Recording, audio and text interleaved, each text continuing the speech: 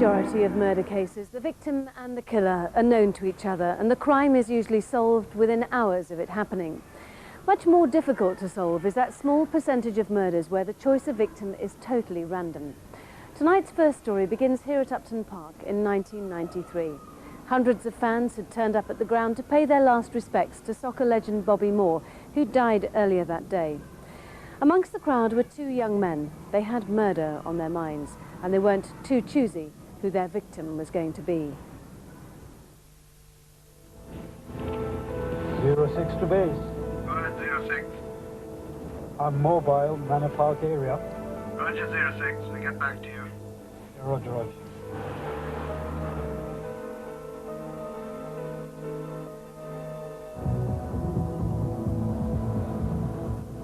When Eagles team looked like they were English, mate.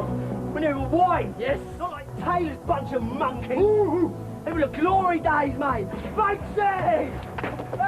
Martin Peters! Yeah, Bobby Moore! Bobby Moore! Bobby Moore! Bobby Moore! Yes, his name is Fiaz Mirza. Yeah, M-I-R-Z-A. He was doing a shift last night, and his wife says he has not come home. What time did he take his last fare? At 1:45 this morning, a guy came into the office and asked for a cab to Docklands, Custom House Estate. I remember Fiaz taking him because they picked up another chap a little further up the road. And no one's seen him since?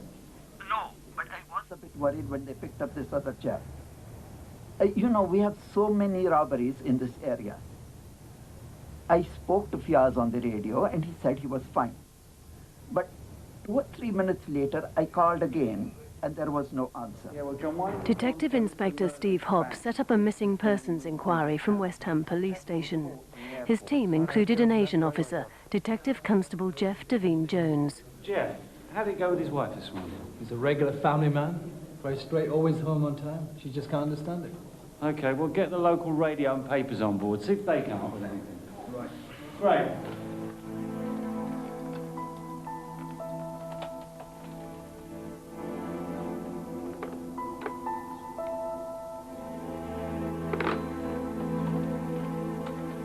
You know what it is like being a cabbie around here. Muggings, robberies every night. Can you remember anything distinctive about the last fare Mr. Mirza took? He was a white guy, early 20s. That is about all I can remember. What about the other man that got him further up the road? He was too far away. I could not see him properly. White male, early 20s, any another? Oh, not much to go on. No, but if that pair took a cab home to Custom House, then maybe they took one to come out. It's a long shot, but I want to check run on the cab firm, see if anybody remembers picking them up. Says he picked up a fare from Custom House Estate about 1 o'clock in the morning. Fiaz went missing. Does he remember the address? No, he's just trying to find whether he made a note of it. 4 Winston Street. Ah, shabash. But the guy he picked up fits the ID. He was white, 25 years old. He wanted to go to West Ham football ground. And when on the way, he stopped the driver to pick up some fags. And when he got to the ground, he was met by another white guy. They both threatened him and refused to pay the fare. आपने उनको दोबारा देखा? जी हाँ, तकरीबन 2 बजने वाले थे. वो दोनों न्यू सेंट्रल कैब्स की तरफ जा रहे थे. What was that? He says he saw the pair again later walking towards New Central Cabs, where Mirza worked, just before 2 a.m. The address in Winston Street was the home of Mark Lee, who was invited in to make a statement. I just want to go through your movements on the night of the 25th. Sit down. Your movements on the night of the 25th, that's last Thursday. Yeah, I know, it's the day after Bobby Moore died. Got a call from a friend of mine to meet him at Upton Park. Who was that? Ricky. Ricky Lee. You're related, are you? No, just the same surname. Anyway, we want to go down to the ground to pay our respects to Bobby. How did you get there? I called a cab. I arranged to meet Ricky there. We stopped with some fags on the way. Yeah, where was that? Bargain Road, Esso station. What happened when you got to West Ham? We stayed there for a while. Then Ricky remembered this teddy and this hat he used to wear to some of the matches. Like when they put down with the flowers as a mark of respect.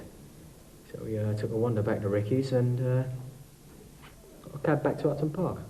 Don't suppose you remember the name of the cab company, do you? Docklands. Yeah, Docklands cabs. How about the driver? Do you remember anything about him? Not really, mate. Except for he was a white bloke for a change. What were you wearing that night, Mark? Leather bomber jacket?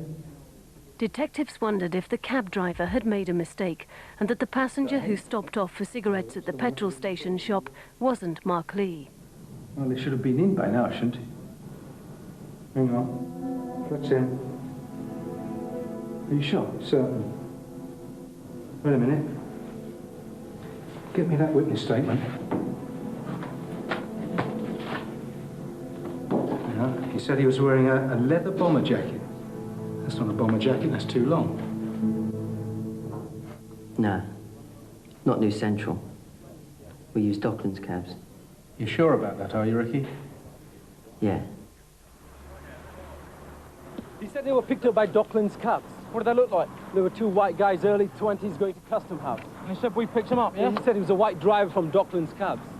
A white driver? There's only two white guys work here and we're both on days, so we couldn't have picked him up.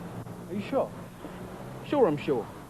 Mark, remember you told us that a white cabbie from Docklands in a Sierra picked you up? Well, I've spoken to Docklands, and they've only got two white cabbies, and neither of them work at night. And another witness says he saw you earlier walking the other way up the Barking Road towards New Central cabs. Well, it was New Central cabs. Me and Ricky. We got Mirza to drop us off at Connaught Bridge. I should warn you that you have a right to a solicitor, Mark. Yeah, all right. Anyway, we only wanted to bash him and nick his cash. That's all we wanted.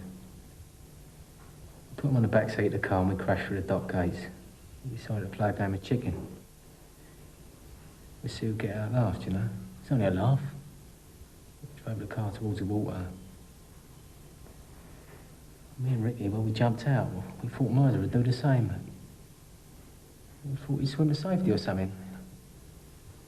It was only an accident, you'll understand that, can't you, mate?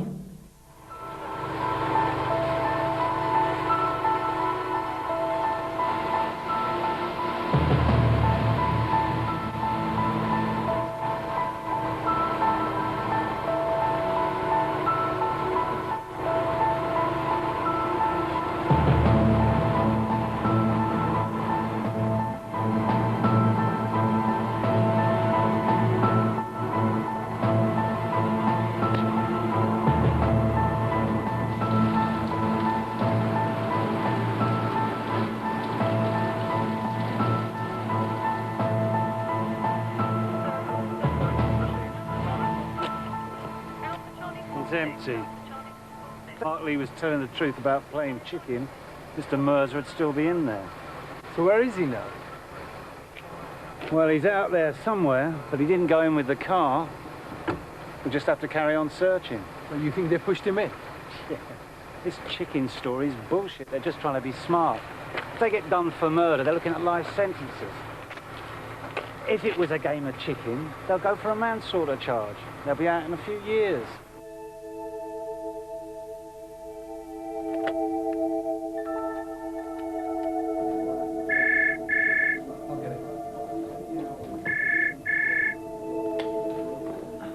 Incident room? Have you found that missing cabbie yet? Who's this? If you're still looking in the docks, you're looking in the right place. Hello? Hello?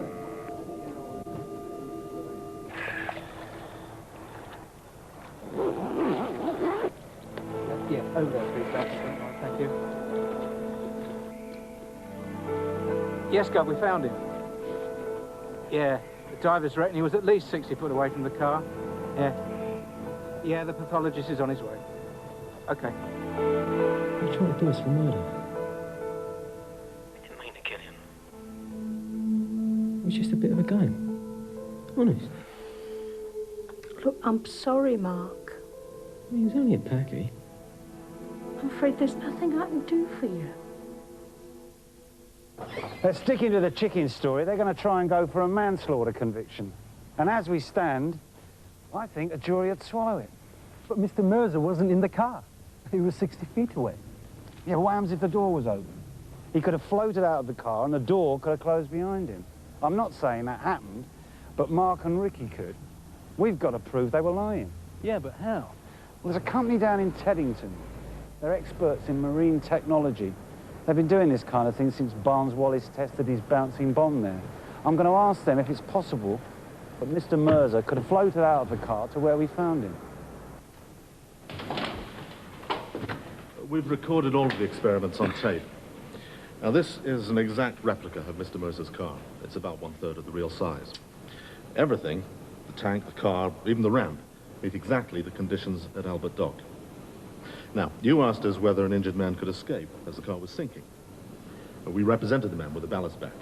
So what'd you find?